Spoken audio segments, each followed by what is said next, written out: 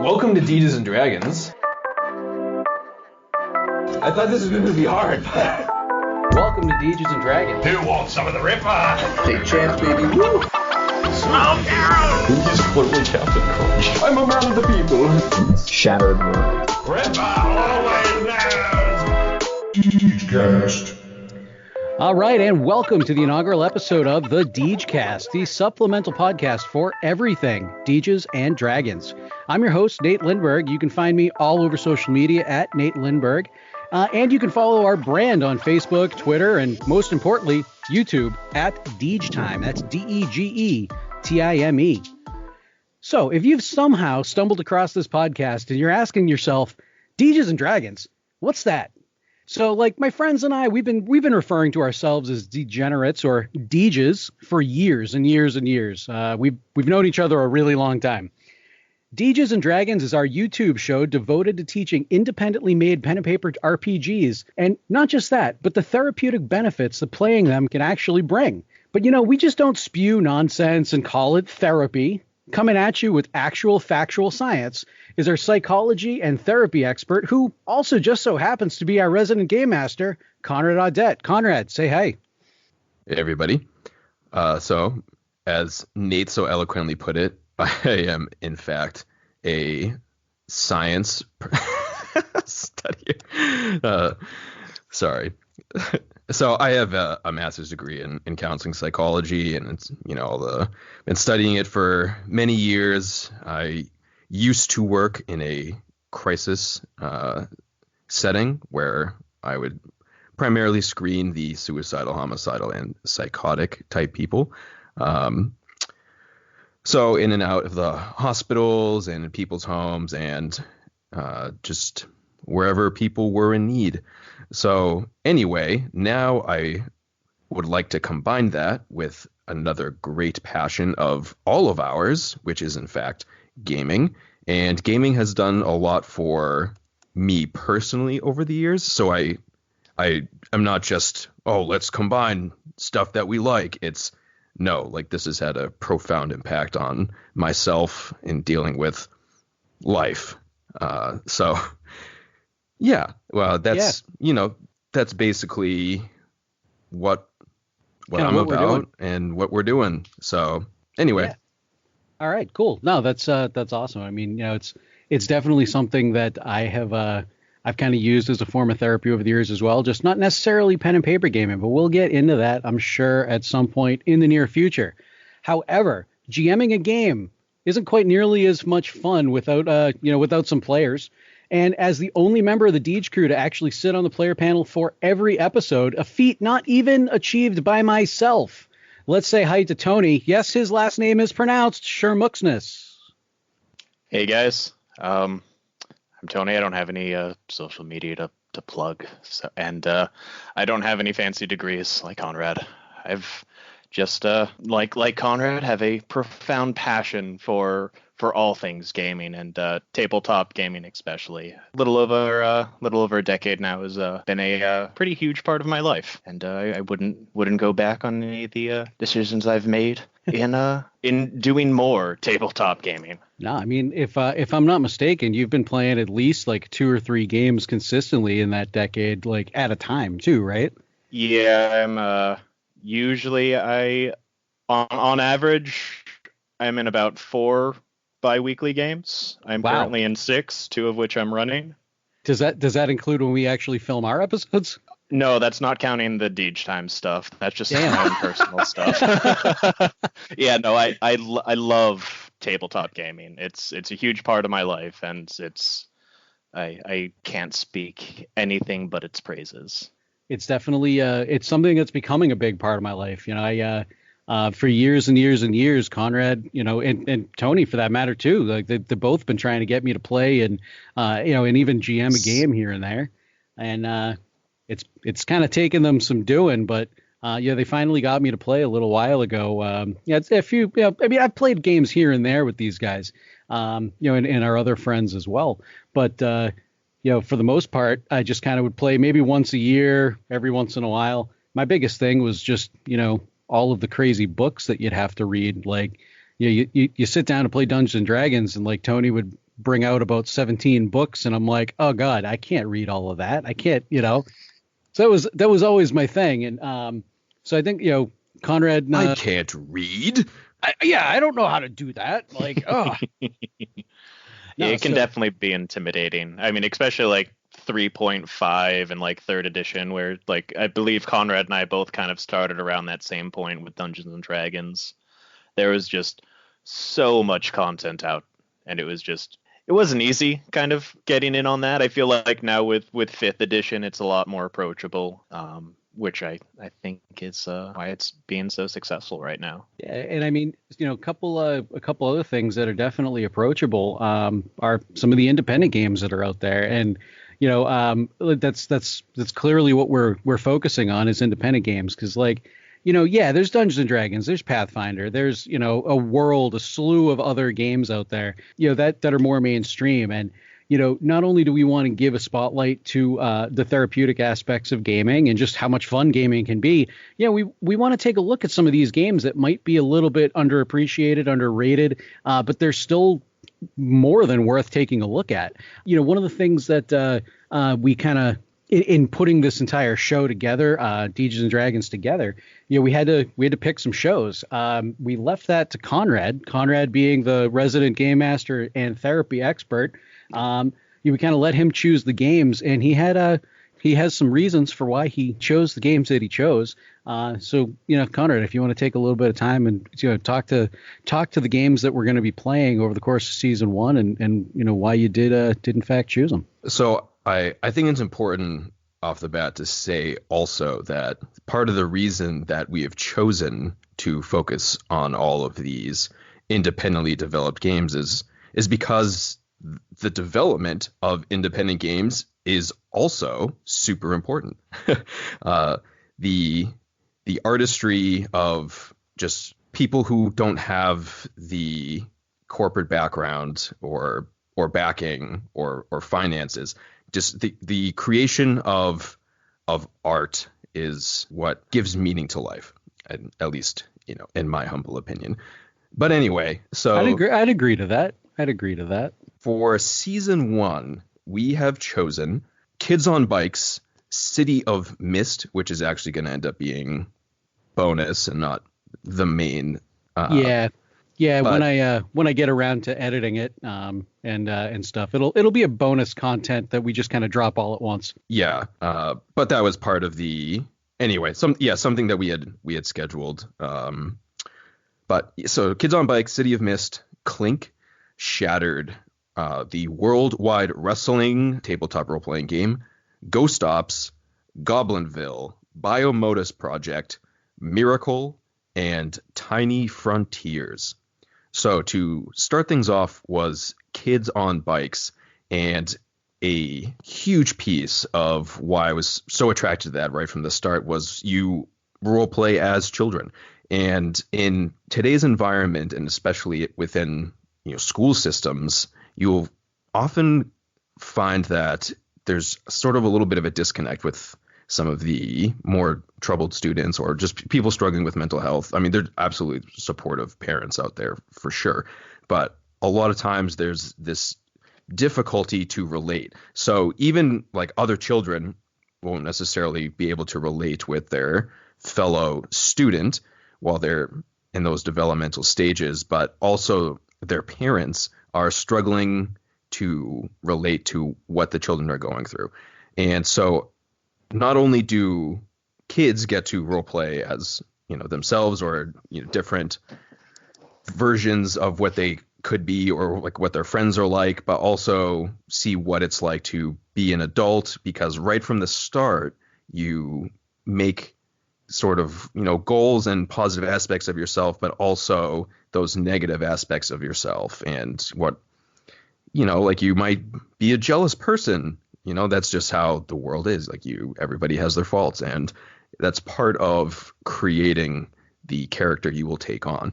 So I think that it's very cool to really look at the perspective of various ages, because you play not even just teenagers, but actual like kids. So you'll see just how I think we did a good job with our spread. We won't spoil anything, but the spread of ages is good.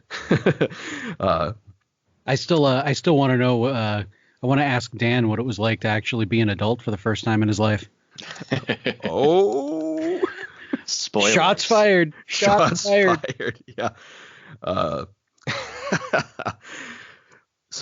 anyway, another cool thing that's about that game is you aren't a hero, really. Like you don't start off that way.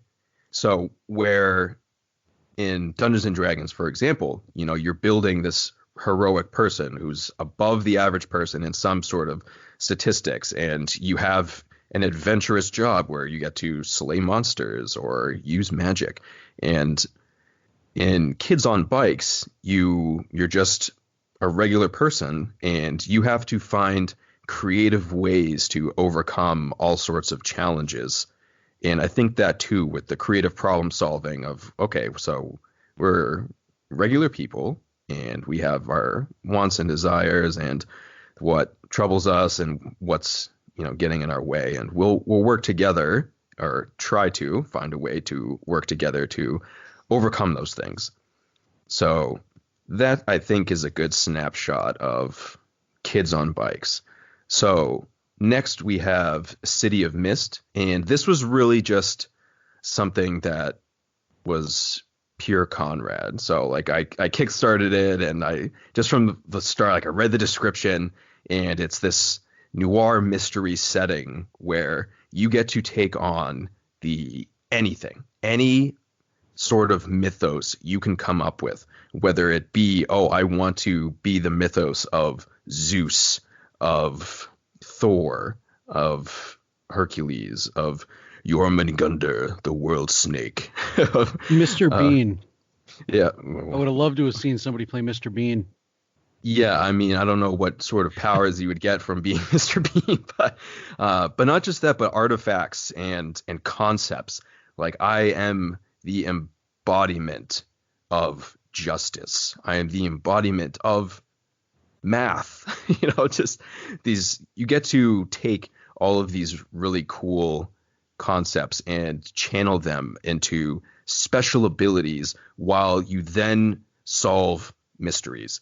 And the town itself is mysterious, like the City of Mist. Like, if you have not awakened to these various mythos, then you are just totally unaware, and your mind will figure out some way to see what happened. So, for example, Thor, somebody who is channeling the might of Thor, the god of thunder, gets to use lightning.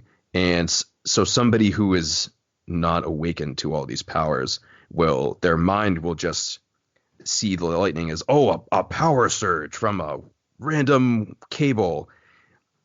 So there's just this huge mystery element to it, and you don't know who else has powers just right until you catch them in the act. And when you use your powers, you can't just say, nobody will actually know that I'm using powers, because there are other people out there and you have no idea who they are. So there's just all these overlaying sort of mysteries, and you get to be really creative with how you come up with the way these gods and legendary artifacts and things are channeled through you. So that's just my own kind of love, like, the mystery, all the powers, and we get to really just go wild with it. The actual numbers aren't bogging us down like some other stuff. So that was a huge part of that. On to Clink. I think Clink is the most accessible tabletop role-playing game that I've ever seen. The core concept is, if you have the ability to flip a coin, you can play this game. That's kind of my speed. Yeah. You basically, I mean, they do a good job, certainly, with laying out, how you play your role and stuff. So you will take on the role of the mysterious drifter, and it's really meant to be played as they use a lot of Western examples, because when you think of those movies, there's like this cowboy who just rolls into town there's trouble. You don't really know much about them, but you know they're cool, and they're probably gonna, kick some ass. I mean, John Wayne, come on. Yeah. And yeah, hello, ladies. And then they just move on their way. So what's really cool about that is you don't have to, like right from the start, you actually don't want to flesh out a character, because that's part of playing the game. You will find out more about your history like in the moment. So as a scene presents itself, another player might actually, suggest something, but it's interactive, where if you decide like, okay, so I want a pertinent flashback to whatever's going on right now, someone else at the table asks you some sort of leading question, and then you make up a story about yourself on the spot. And that may sound a little intimidating, but if it does, it's still good for you. It gets you out of your comfort zone. It's a little out of your comfort zone. But it's easier than it sounds too, I think, because when you're actually in the scene, there's relevant data as opposed to me just sort of talking about, make up a story about yourself. It makes a little more sense in the moment. And so rule-wise, if, the person in charge will need to learn a little bit more than flipping the coin. And there are a couple of variations to it, but ultimately, I think that's what's so cool about it, because I actually ran this game as a demo at PAX, and I ran it for a group of 4 and I ran it for a group of 10. And the group of 4, they were all about it immediately. As soon as it was over, like, okay, I need the information to acquire this for myself.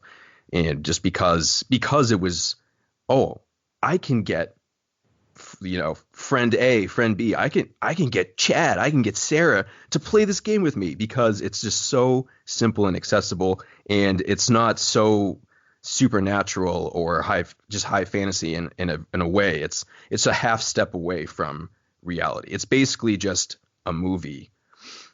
So like Clink, so I know in the you guys will see when we play the wrestling game, which spoilers, I guess, a little bit. But if you've seen the trailer for it, you know that I GM the game, and I keep saying that that it's the first time I've GM'd a game, and it's not necessarily true. The first game I ever GM'd was Clink. I did it in my kitchen for my wife and our friend. And that was it. Neither one of them had played a game before. I'd never GM'd before. We played for maybe an hour and a half. It wasn't like a super long session. I don't even consider it like an actual, thing. But like they had a blast. The only reason we had to stop playing was our friend leave. But they had a blast playing it. My wife is not a tabletop gamer at all. She's tried before, but she's not into it. When Conrad says this is probably the most accessible RPG out there, or at least that he's come across, I would at least for my limited knowledge of what's out there, I'd agree, because this hooked me in when I wasn't really somebody that got hooked in by a lot of rules and everything. But it also hooked my wife in, who has no interest in playing pen and paper games otherwise. Yeah, and just to finish up with that, when I did with the group of 10 too, half of those people had never role played any game before too. Wow. Okay. And everybody participated, and even the most shy person at the table, who was quite shy, still found those ways to get her involved, and she definitely enjoyed herself. And everybody afterwards, that was great, and it was all that same type of reasoning. We can get other people to actually try tabletop gaming, and I think that's why Clink is so cool, and definitely why it was necessary to show it off. Next comes Shattered. So at this stage, we had made the schedule for the first few episodes, and I actually had a little bit of a different schedule lined up. And when Nate had posted, what we were doing and onto various online communities, Reddit mostly. Yeah, so some people came to us with like, I've developed this game, and so at that point, like, I had a few games that I had never seen before, and got to look into them. And I think that the quality just, it was totally unexpected and just immediately blew me away. And so I said, okay, wow, we have to play these games. And I think too, where those people were like, they're working it, like they're looking at those online communities saying like, yeah, any way I can get my game out there to the next level. Yeah, I really appreciated that, and say, they want to see success from their games, and I want to see success from the game. So hopefully, when you see the episodes, that you'll develop an appreciation for them the way that we did. So Shattered it's an adult game for sure. The foundation of it is built on a very nefarious act. Basically a cult the size of a country, does some dark act. I won't get into the details, but then it tears the veil of the worlds and magic floods in and basically just ruins everybody's day. The world was on the precipice of greatness and peace and prosperity, and these people who, for whatever reason, just decided to drag the whole party down. But we get this very fun and cool game out of it. So so the developers are called, they're indie, but it stands for It's Never Dark Enough, if that gives you any hint as to what they're all about. But in that, I talk a little bit in the wrap up about fear and overcoming fear. And so speaking of, there is fear as a mechanic as part of the game. You will fight not only these physical monstrosities that will inflict physical harm upon you, but also just wreak mental havoc on you. Like, you will come across all sorts of things that you'll develop paranoia and insanity even eventually. And they do this really cool job with different neuroses and coping mechanisms that I think they're not necessarily relatable in, especially with psychotic people. And so as somebody who would screen those types of people, like in the hospital or in their home, I can certainly tell you that other people who would look at them, they didn't know how to process it on their own. And I think that they do a cool job of, they do it justice, where you get to not only portray these things yourself, but you get to ask these questions and like, okay, so if I saw these types of things or these types of things are happening to me. And so I'm talking a lot about that, but there are these super cool races you get to play as. I mean, there are the humans, but like, for example, there are these giant mushroom people, which apparently there was like the least popular race, but I think that's friggin' amazing. They were really cool. Absolutely cool. Yeah. And you have just these different takes on post-apocalyptic type things mixed with magic and the radiation and just years of evolution. So you get to take on all these different things, and I can tell you right now we're going to revisit this just because the mechanics are also fun, and everybody who played is like, yeah, this is super fun, and I myself just love it. So go ahead, Nate. And not to mention, like, there are so many mechanics and so many parts to this game we didn't even touch. Yeah, that's true. Like It's Never Dark Enough indie. They put like blood, sweat, and tears into this game. So we would love to revisit it. I would love to revisit it because it's the one game I did not get to participate in, and I really, really, really want to.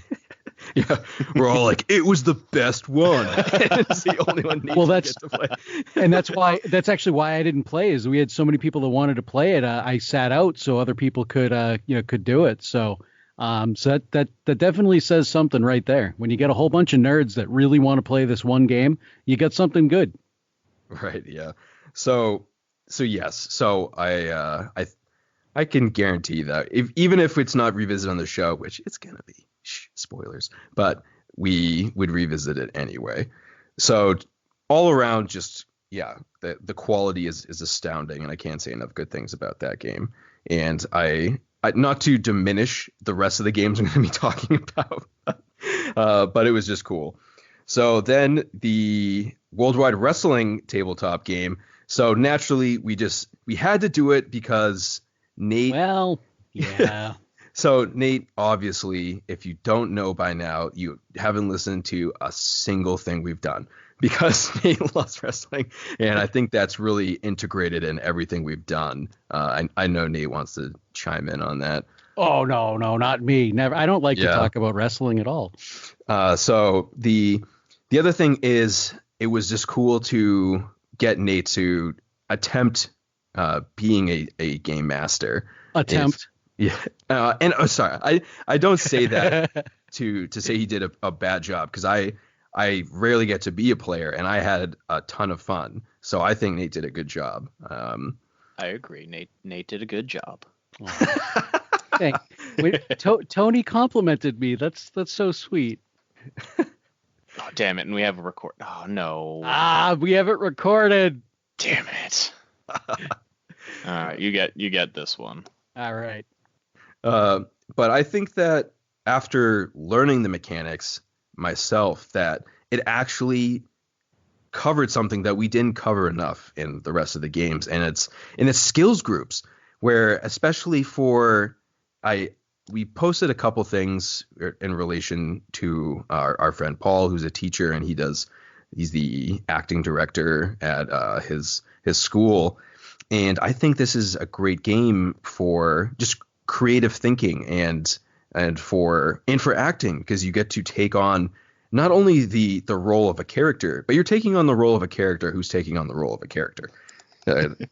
So, No, because and I in every one of these episodes, Conrad and I, we film an intro and a wrap up, and in the wrap up, I think it was the wrap up, I put it this way, Dwayne Johnson is not always The Rock. John Cena the person isn't always John Cena the wrestler. So that's actually one of the things we didn't even really touch on in this game, kind of in the interest of time, is the real life personas of all of these crazy, wacky characters that that these guys played. So it's definitely a cool aspect of the game, and I can absolutely see how it would lend itself to something like acting, because you're role playing somebody who's role playing somebody. Right. So then the next game we played was Ghost Ops. And so that is a military RPG. And so one thing Feral Games is brought the game to our attention, and cool. I actually don't technically know if it's whatever. I don't know the identity. Sure we don't know the Feral Games. Yeah, we don't know if it's one person, a bunch of people. It's just Feral Games, this mysterious entity in our Discord. Yes. So anyway, I up front, before officially adding it to the schedule, I sort of communicated a little bit about running it for veterans, and especially where it's come to light a lot more about PTSD, and we know that it's been an ongoing thing for centuries. We know definitively for at least a century now. It used to be called shell shock, but the need for addressing mental health issues with vets, I think, is super important, and something that we should try to do, and especially where gaming is it's so accessible. And I know that there's all sorts of stereotypes about machismo and all these different things, where if you can game it, at least, it's a little bit easier to come to terms with than necessarily denouncing the healing aspects of therapy and the need for it. So I spoke with Feral Games, and they said, oh yeah, we've run it for vets, and they love it. So then I started looking into the mechanics of the game and thinking about it, and how this allows people to play out these scenarios in just a very safe way. And just the ability to relate a little bit. I mean, you are the best of the best, so like your skills are unmatched. So you're a little heroic, and not to say that soldiers aren't heroic, but I mean that in terms of your abilities are heroic, like in Dungeons and Dragons, as opposed to the average citizen. You looked like you're gonna say something. Oh no, I was just gonna jump in and say, like, you in Ghost Ops, you're playing like the best of the best. Only the best of the best get into the ICO, which is the super secret organization that's like a global, military operation, and but only the best of the best from every country get in. So actually, I'll let you touch on what I think you're about to touch on from there. Yes. Oh, so again, to just the collaborative aspect of it, where there are the best of the best from every country around the world, or at least what's in the books thus far. And I'm sure that you could adapt other countries, certainly, and that there may be expansions to the content in the future. But yes, basically this. You always have your units back, and I think that's a great message too. So there were basically a lot of like military-related reasons, but addressing PTSD and getting to play through the eyes of military people and getting to almost force teamwork, where that too in itself, even among the best intentioned people, teamwork can be a struggle, certainly, and there's no room for stabbing each other in the back here. So I'm just exactly. laughing. See Nate's face, and I know Tony's on the call. Yep. Tony, you'd never do anything to stab me in the back, would you? You'd do it to my face. Yeah, no, I'd let you know. Yeah, I'd see it coming. No, but no, what you were sleeping. Unless I was sleeping. He lit my socks on fire while I was sleeping. It happened. It was a thing. But one thing that I really like about Ghost Ops 2, and we haven't touched on yet, and I don't know if you're about to, but it was the fact that it does kind of touch on racism and nationalism a little bit. Part of the ICO, and I believe it was the International Covert Operations Unit, if I'm remembering correctly.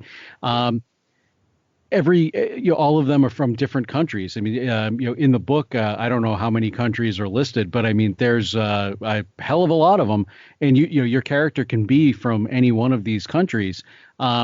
So your group is going to be diverse. You might have somebody that, in our group, we had 2 people from Australia, and then I believe, Tony, your character is from Norway, if I'm not mistaken. I think Austria. Austria. Yeah. That's right.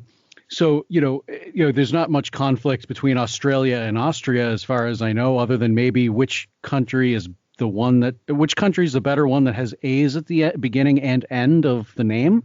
I think that might be the biggest conflict they could come up with. But they're battling over that AL. Yeah, exactly.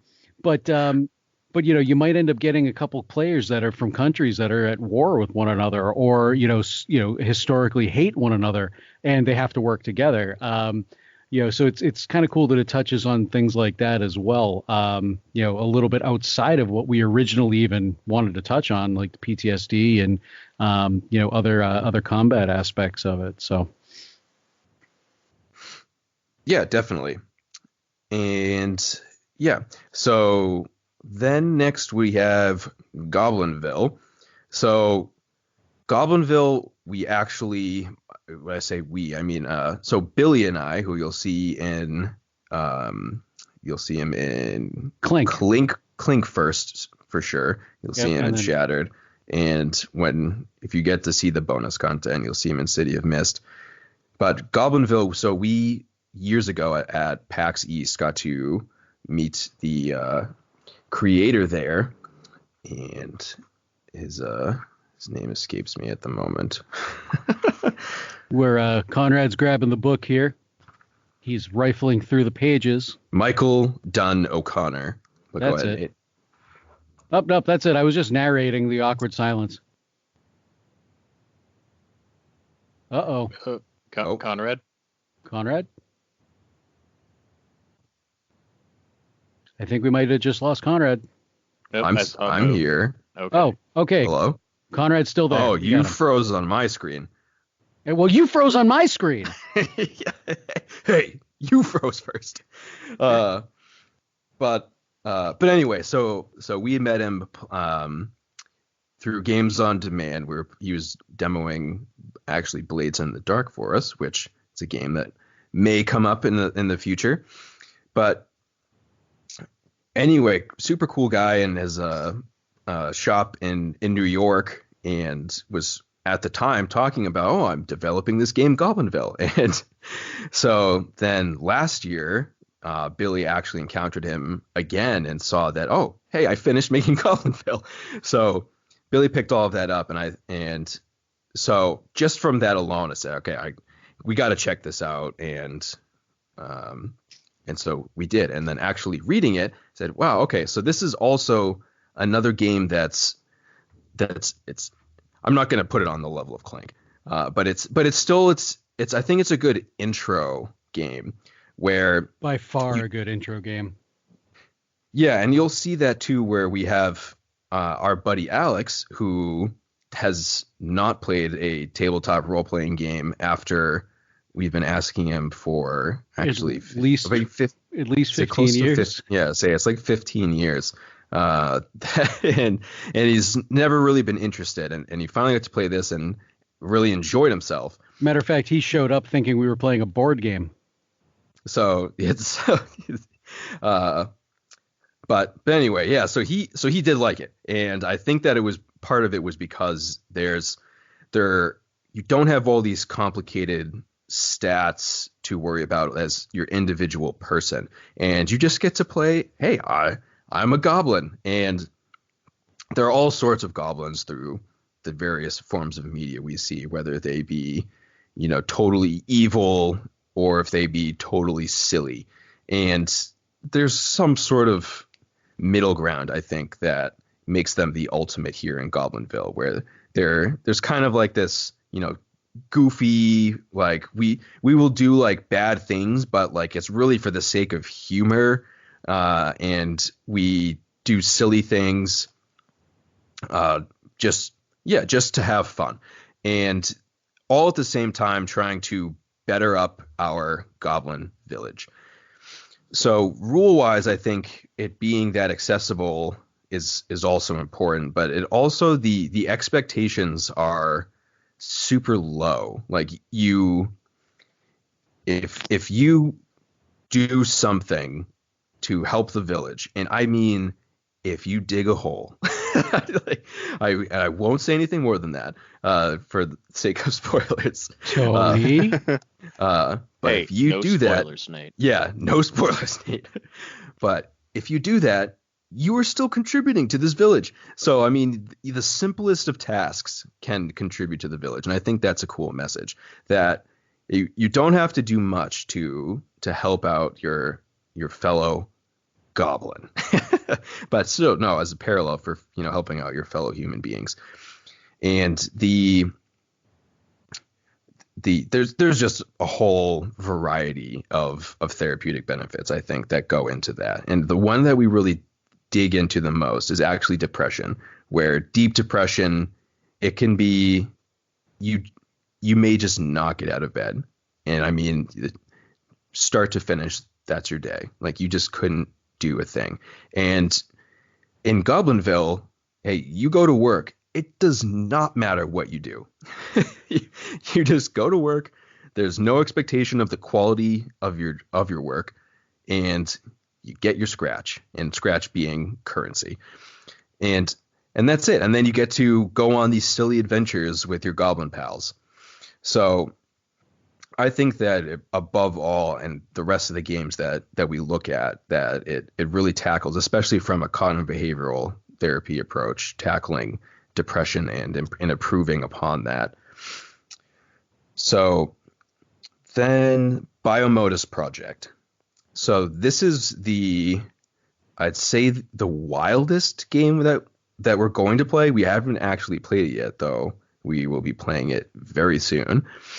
But we will be playing as transhuman biomechanical beings. And me saying that, I'm sure, is confusing to even just these people who are going to be playing this game. I'm confused. So I kind of imagined it like what is his name? Krang from Ninja Turtles. Yeah. Oh, yeah. Oh, okay. That's kind of like what I'm Okay. imagining. Yeah. So Krang, if you're unfamiliar with Ninja Turtles, watch it. But is it basically this little pink alien brain thing with tiny tentacles or appendages? They're not really full tentacles. There's just little things sticking out of him. And he resides in the stomach of this beefy robot, or it's fairly human looking, but he just rides around in its stomach cavity. But that's on display, like clear glass, like you see Krang walking around in this thing. And so this, you basically have like your mind, and it's within a set of matter, and your matter is integrated with nanomachines that optimize your very being, which is then placed inside of a case which you can switch between. For our game, we won't be, but you get to move in between different bodies, and your matter like integrates with the machinery. And from there, you develop these like programs and like different modes, like activate full power, whatever. And so just as an example from the game, like very, very simple, one of the things is called the Jaeger charge. And this mode launches your body, no matter how heavy, just 40 yards, rocket speed. And then, so it's like activate Jaeger charge. And I mean, I'm making that sound like very dramatic and like Saturday morning show type. Go gadget arms. Right. Yeah. But yeah, so we get to like, and it also takes place on our Earth in the future, and it kind of does, or not kind of, it does a great job at describing how the development of technology and virtual reality, and the diminished requirement to leave your home and where technology leads us from there, and then developing, if you've seen over the years, you know, the original computer was the size of a room, and now a computer that's way, way, way, way more powerful than that now fits in the palm of your hand. So technology, smaller is better. So if you take that and just keep going, eventually we're going to get to a level that's beyond the human eye and to the atomic level. So it's very like science oriented, and it talks about the fall of humanity into biohumanity, but just showing where technology could lead us and whatnot. But when we get to play, it's well, you know, we haven't played it yet, so I have less of an idea how that's going to play out. You just never know what twists and turns will befall our players, or what vice twists versa. and turns will throw your way. Yeah, I'm sure we'll completely derail whatever you had planned as usual. Right. So, as is tradition. Right. Yes.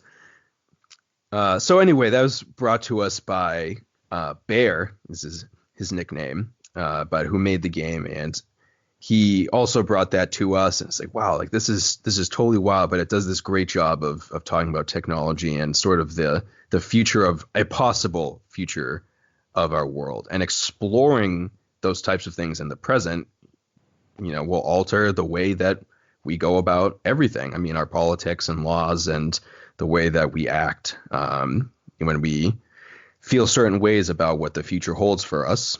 So anyway, that's that. Oh, I see a heart. I don't know. I was just clicking stuff on Skype. Oh, okay. Yeah. So then 2 games left. Then it is Miracle, and Miracle does this really cool job. But so that's Mr. Turnip. Hey, Mr. Turnip. So Another guy that brought us his game coming from Reddit. So and Mr. Turnip is like really dedicated to the lore of this game. I mean, it's just written like thousands upon thousands of words dedicated to this, and is ever expanding it, and is also going to be releasing it for free for the general public to enjoy. So I think that too is cool for just getting into it, but it blends so many different things, where it blends technology, it blends magic, and it blends religion, and all of these things come together to form the world. And he does this cool job with all these different countries that just really are totally unique in landscape, and you have all of these, just so many different concepts coming together and being able to coexist. And I think that kind of what we talked about a little bit with Ghost Ops, but this is just, now we've got these like wolf people that are magical, and these bird people that are more technology based, and just these totally huge differences that have come together and can work together. And the exploration of all of those different things, I think is just cool.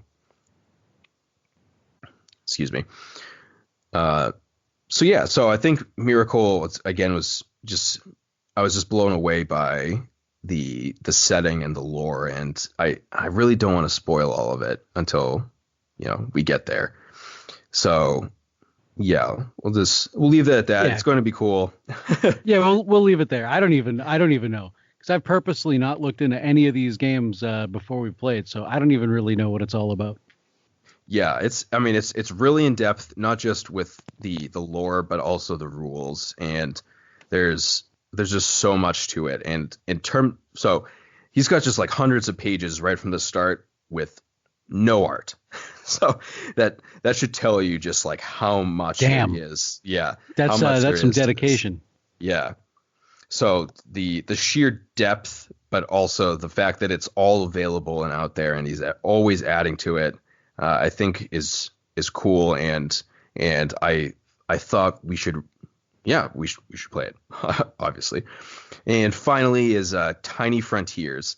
And the reason I had chosen that, like, one was, well, we have nothing in outer space. So we should probably touch on every setting that we can. And thus far, that has not been the case. And it's also like kind of like a Dungeons and Dragons light, where it's simple. It's like a D20 system where we haven't actually used a D20 system yet. We will with Biomotus, but even that has those like action points and forge points and all sorts of other rules you'll get to see. But this is just another way to make this sort of thing accessible to people. And they're just people who are into sci-fi who have zero interest in high fantasy. It's like, oh, Lord of the Rings, garbage. Doctor Who, yes. Star Trek. Yeah, so Nate's a big Star Trek guy. I mean, I myself love Star Wars. I've never really been a Trekkie, though my mom is a Trekkie. Like goes. Really? I didn't know that. Yeah. Oh my God, loves it. She went to. How did I not know that? Yeah, she's gone to Vegas for like the like Trek conventions and stuff. What? Yeah. I had absolutely no idea. Yeah, my mom's always, especially where in the past where it's like all these things were so novel at the time, where it's like now there's a lot more sci-fi stuff. But I mean, when Star Trek first came out, it's not to say my mom's old. My mom is young and vibrant. Of course. We would never imply anything like that. But when the show came out, everything that they came up with was pretty original stuff, at least for the screen. But yeah, so again, just that level of accessibility to draw people in for, it's like, hey, we're going to go to outer space. Like, does that interest you more than, walking along Mordor? And yeah, there are going to be plenty of people out there. Yes. Yeah. So Nate's a great example. And again, the rules of it, I think, are important. So the actual, real nitty gritty therapy of it, we'll get more into that when the time comes, and we'll save that for later. I think I've talked long enough about why, we have all the games we have for season 1 and for season 2. So let this, be noticed. Like, if any of you developers and creators out there would like to see your games played by us, please let us know, or at least let us know you exist, and we can open a dialogue about, your games and whatnot. So anyway, I'll stop my speech for now and pass it back to Nate. No, not a problem. And you guys can, if you do want to reach out to us, hit us up. Twitter is a great place. Facebook's a great place. You can also email us at degetime@gmail.com. So let us know. Whoever's out there will want to talk to you and get a dialogue going, network, and like I said, and it's not necessarily just for our benefit either. I mean, we want to if there are games out there that that you definitely believe can be used in a therapeutic way, or even if they're designed to be used in a therapeutic way, we want to know about it. We want to talk to you guys, and because this is a kind of a cool incentive. It's not something new. It's not something unique. And we've actually met a few people, and seen a couple panels like at PAX and things like that, people that are doing kind of similar things to what we're doing. But it's something we're pretty passionate about. And, if there's other people out there doing this, please let us know, talk, let's be friends. We like friends. We like that, Anyway. So let's see here. What else do I have on the agenda today? So one thing we haven't heard a whole heck of a lot from Tony, Tony, this particular episode of the Degecast. So I would like to throw to Tony for a little bit just to see, what his perspective as a player has been throughout the course of, filming these episodes so far. And what he thinks about, gaming bringing therapy to the masses. Tony. I guess to start, the entire experience with Dege Time has so far been incredibly enjoyable. I mean, gaming with Conrad in general and you guys, I'm always a fan of, but just the whole production side of it, I feel has also been a lot of fun. I mean, I haven't been in too much of the editing side of things. I've put my 2 cents here and there. But Nate's doing most of the. You sat with me one night and we did some editing. So but you're doing like 99.9% of the work though. Well, yeah, okay, I'll give you that. Yeah, but I mean, other than that, the entire experience has been great, and honestly, I feel that Conrad's initiative to try to use tabletop as a form of therapy, and to help. Really, nurture the mindset in a very positive way is something that speaks really close to me, because I've personally kind of used tabletop to kind of come out of my shell. I mean, both Conrad and Nate has known me for a very long time as well. Nate and I knew each other in high school. I was a very, very closed, introverted person, and I'm still introverted at my current days, but I feel the experience of tabletop gaming has really helped me develop as a person over the course of my teens into my adulthood. Line. Yeah, line, pretty much. No, we'll take it out in post. It's fine. Or I'll just leave it. Yeah, whatever. He's like, this is so great. Line. No, like I definitely kind of agree with what you're saying there. I mean, like Tony said, I've known him for a long time. I introduced him to the Dege crew, if you will. Yeah, in high school. So Tony, obviously you guys have seen Tony at this point. He's the one with the really long hair and the attack eyebrows. When I first met Tony didn't have really long hair. Tony had short hair. And then he started growing his hair out, and his hair started covering his eyes. And then the joke was Tony has no eyes. All we knew was this kid in homeroom who didn't talk, and now we couldn't see either. And eventually we kind of we became friends. We bonded over Final Fantasy 11, if I'm not mistaken. Yeah, it was definitely over video games. And and the rest is history. But no, I mean, you've definitely come out of your shell over the years, and from the games I have played with you, I definitely think that what you're saying is accurate. Kind of help you. And not just you, but I mean, take anybody and to kind of get them out of their shell. I mean, I'm somebody, and for anybody that listens to my other podcast on wrestling, you guys know I can talk. I can talk and talk and talk and talk. But sometimes it's really hard for me to come out of my shell as well. And I know it's funny because the first time I actually played an RPG was with Tony and his other. Well, it wasn't the first time. I take that back. One of the first times I played an RPG was with Tony and his other group of gamers, and it was super, super intimidating. And it actually stressed me out more because these guys were all these, they've been playing for years, and they knew the rules backwards and forwards and upside down and all that.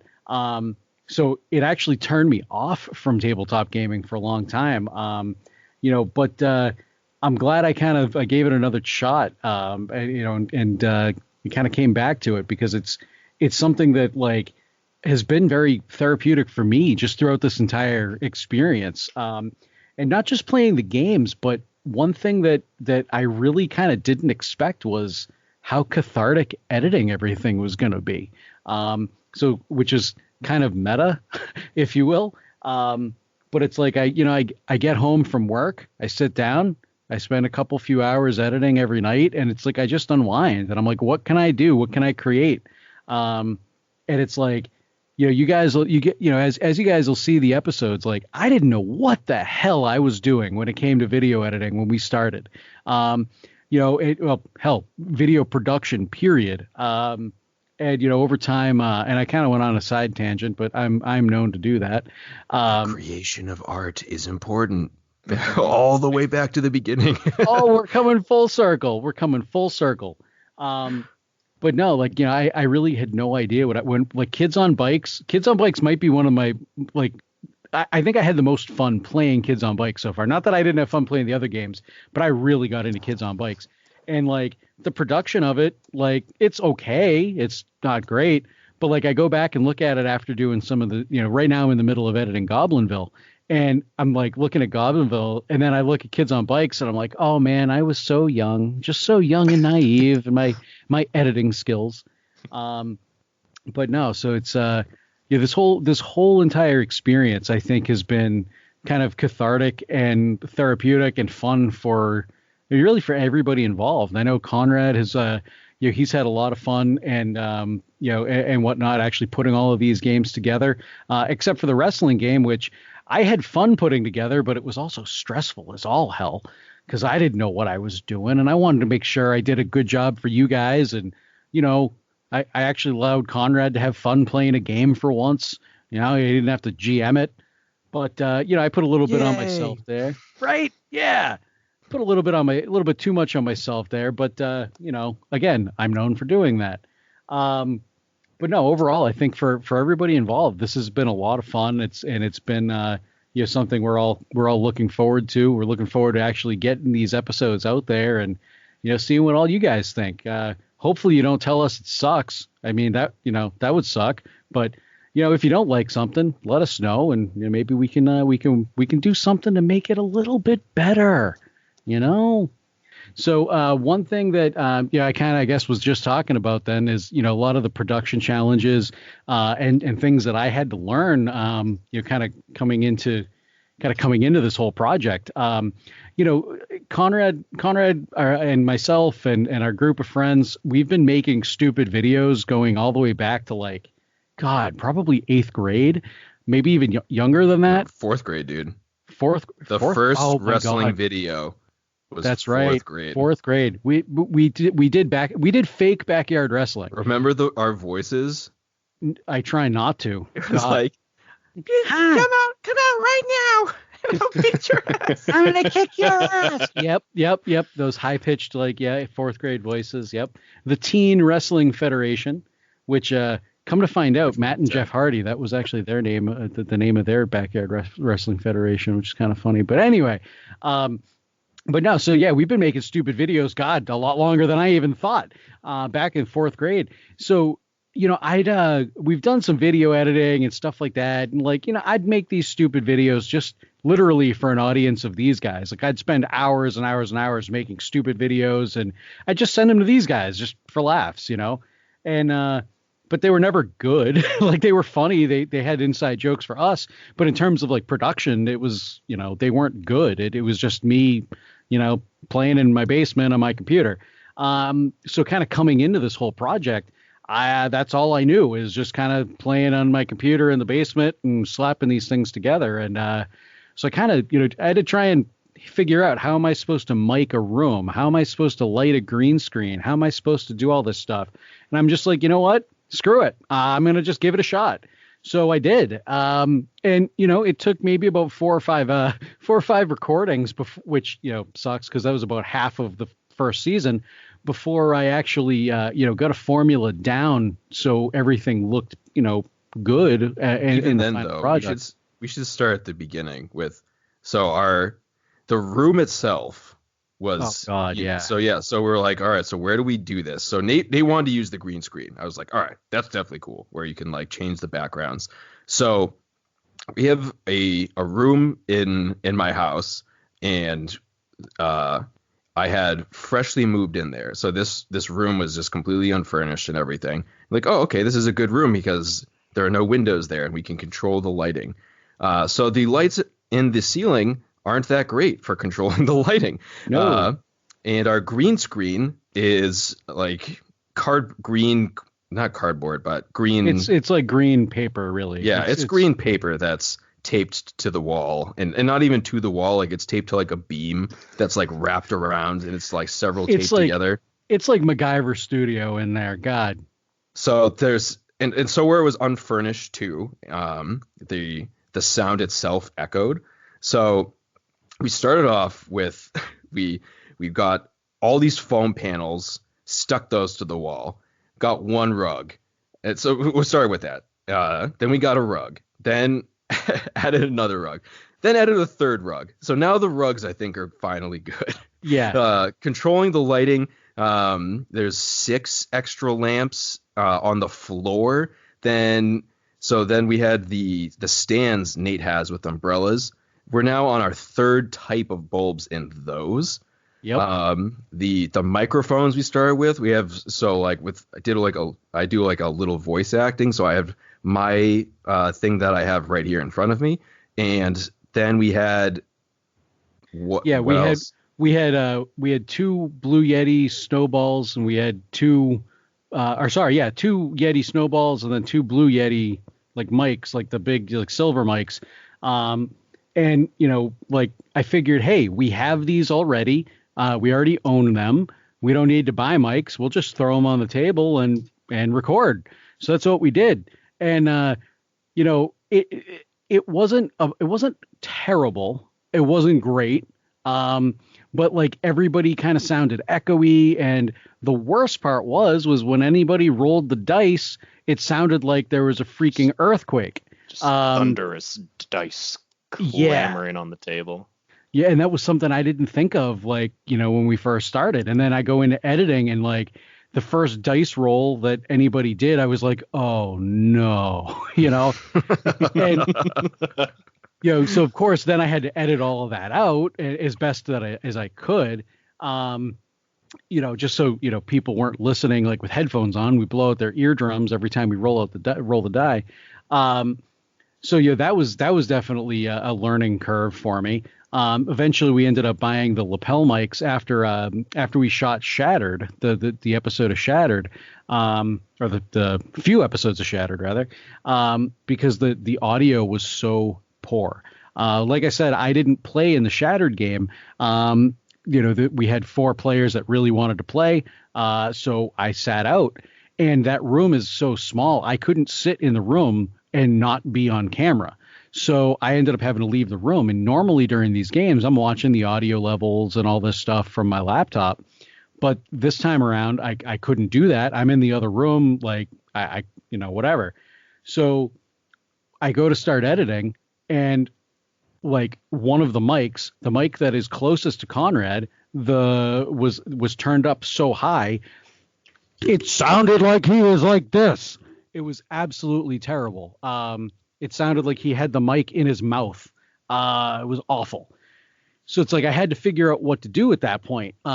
Do I try to roll with this audio? Do I take the audio from the cameras? And, it really sucked because, like, we were talking about earlier, Indie, It's Never Dark Enough, Indie, they did a bang up job with this game, and I really wanted to do it justice. And I think I was able to make it work.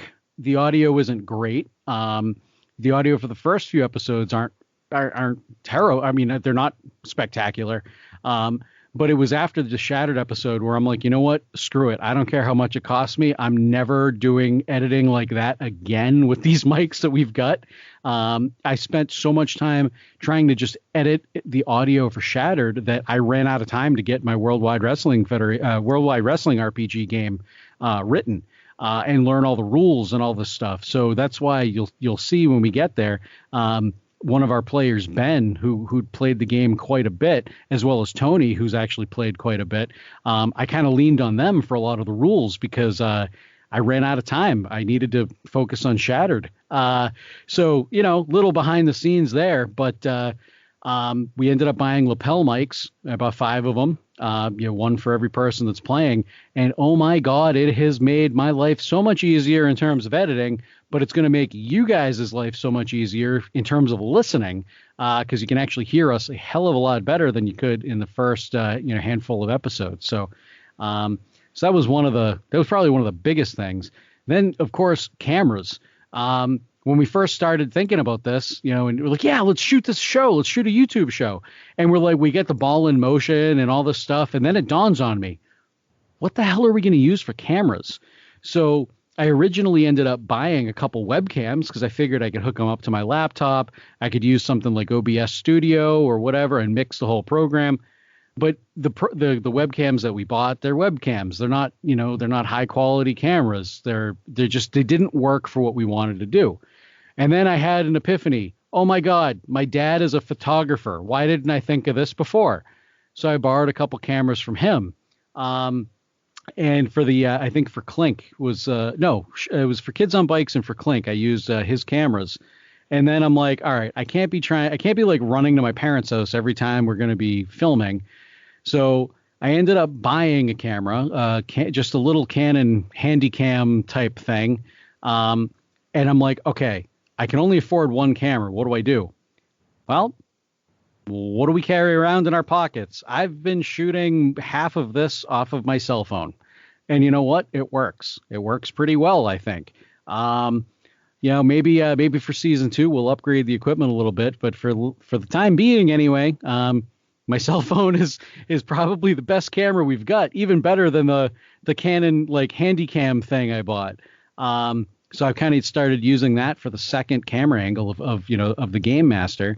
And a couple things that I've also learned the hard way is to make sure you've got your shot framed up correctly. I'm about to start editing the 5th and 6th episodes of Goblinville, and the main camera shot, Conrad is only like half in it. So I now have to figure out how the hell to fix that. So I got a couple ideas. You'll see what happens when I actually, decide on one. But yeah, so there's a lot of things, a lot of challenges that I had to overcome, or we all had to overcome production wise. Just things that we didn't think about when we first wanted to shoot a show, like storage, like memory in the computer. I knew they were going to be large files, right? But like I think it's every 38 minutes. Is about 5 gigabytes of raw footage. And that's just the video. And then like 5 hours worth of audio is like anywhere from 30 to 50 gigabytes, depending on how many people we've got playing. And then like that doesn't count all of the renders and all the, rough drafts and all the stuff. before I knew it, I had over 1.5 terabytes of data, and I'm like, I don't know what to do with it all. So thankfully, we've figured that out, and we got a solution for that now. But yeah, there's money.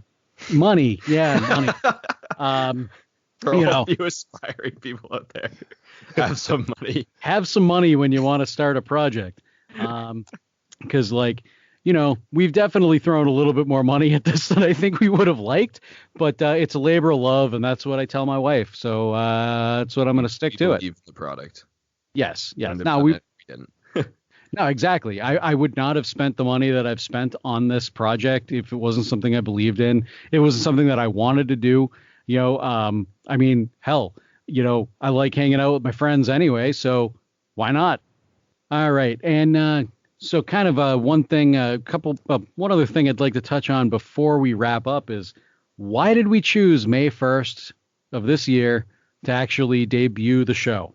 So we started kind of hyping the show, and we did a little bit, on Reddit and social media, things like that. We still have a long way to go before we're, all over social media and things like that. But, we first started kind of talking about it back in, I want to say it was November, December. And at the time, I think our thought, or at least my thought was, okay, we'll get a few episodes shot, and then I'll get them edited, and then we'll put them out as we're filming the rest. And we started, Conrad and I started talking about it, and it was like, okay, maybe that's not a great idea. Life happens. We ended up actually putting this entire project on hold for a year because life happened. We would have actually been on season 2 by now if we started this when we wanted to do it. So we decided, you know what? Let's get everything shot. Let's get everything recorded, get as much edited as possible, and let's shoot for May 1st. May 1st just kind of seemed like it was a good time. And at that point too, we still hadn't debuted any of the trailers for any of these games yet, and we actually realized that May 1st was perfectly 2-week intervals for as many trailers as we had. So if we put a trailer out that Friday, we would be able to put one out every single Friday up until May 1st. So it kind of worked out that way. And, that's part of the reason why we did it. There's a couple personal reasons in there too, I'm not going to get into, but I've had a few people ask me why we're waiting so long to put this content out, as well as myself at some points. I'm like, God, I just want to get this out there. I want people to see it. And, I get excited when I'm creating stuff. I just want people to see it, as these guys know, because I start creating stuff and then I text them at 1:00 in the morning, like, hey, check this cool thing out that I just did, whatever. But I'm over here with the business side. I'm like, we establish goals and we stick to the goals and follow them through. So for another example, one of our initial goals was have 100 YouTube followers after a year. And we haven't even debuted yet, and we've beaten that. But we're not changing that goal, and we're going to update it when we reassess for season 2 and we establish our goals for season 2, and then we'll update then. We're not just going to be like, well, we have the numbers now, and just keep changing it, because that's how companies implode all the time. When you set goals and then you update them because of something that happens on the fly. So. And this is why Conrad owns his businesses and I work for other people. All right. I don't know. You guys have anything else we want to add before we wrap up this first episode of the Degecast? I think that's pretty good. I mean, we introduced ourselves and spoke about what we're doing. Each game. Yeah, what we're doing, what every game is, our perspectives on the show. Cool. Yeah. All right. Sounds good to me. So you guys out there in podcast listening land. So this is the first episode, like we said a few times now. We will be dropping I might be dropping a couple episodes. It might be solo episodes here and there between now and May 2nd, because our plan is to have an episode of the Degecast after we drop an episode of Deges and Dragons. So starting Friday, May 1st, you'll see the first episode of Kids on Bikes, and then the following Saturday, May 2nd, you'll see the podcast. I'm doing my best. Podcast. Yeah, hear the podcast, because you can't see audio unless you're looking at an oscilloscope. But Nice. yeah, so You'll see the podcast. I'm working right now to get it up on iTunes, Spotify, and whatnot. This particular episode we'll put it up on YouTube, a couple other places for you guys to check it out. But eventually, I'm going to have it so whatever podcast app you use, you will be able to find us and listen to us and like participate, because you can participate by getting a hold of us. You can ask us any question you want. degetime@gmail.com. Like I said, Twitter @degetime, Facebook degetime, YouTube degetime, degetime.com. It's Degetime. It's Degetime. We get just, if you look for Degetime, you're gonna find us. That's kind of just the reality of the situation, folks. So that being said, my name is Nate Lindberg. You can find me all over social media @Nate Lindberg. If you like listening to me and you like wrestling, take a look at my other podcast. It's PWT Talks NXT. We talk about NXT. We take live callers. It's for the PW Torch @PW Torch on Twitter. But yeah, we go live after NXT gets off the air, about half an hour or so after they get off the air, about 10:30 at night. We take your calls, we answer your questions, and it's a good time. So you can check that out if you'd like. Conrad, who are you? I'm Conrad. And if it wasn't clear before, what we're going to be doing the day after is talking about the episode that just aired. I probably should have said that, huh?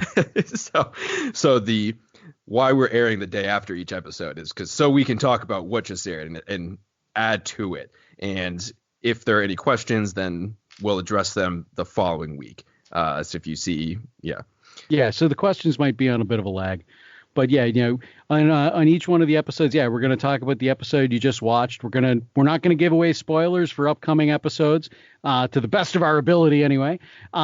And no, and you'll get, kind of like behind the scenes perspective on what we were thinking in the moment, maybe a funny anecdote here and there. But, you also kind of, get to hear us talk a little bit more about the therapeutic aspects of what we're doing, that we maybe didn't get to in the wrap up, or, maybe it was something that we wanted to touch on, didn't elaborate enough on. That's kind of what we're using this for. Not only that, but we are going to end up talking to a couple of the creators as well. We'll be talking at least to Feral Games as well as Indie at some point in the near future, and you guys will be able to hear those interviews here on the Degecast. Tony, say goodnight. Good night. All right, guys. So, like I said, this concludes the first episode of the Degecast. We may have a sporadic episode or two between now and May 2nd, but we will definitely be back on May 2nd. Have a good night. Bye.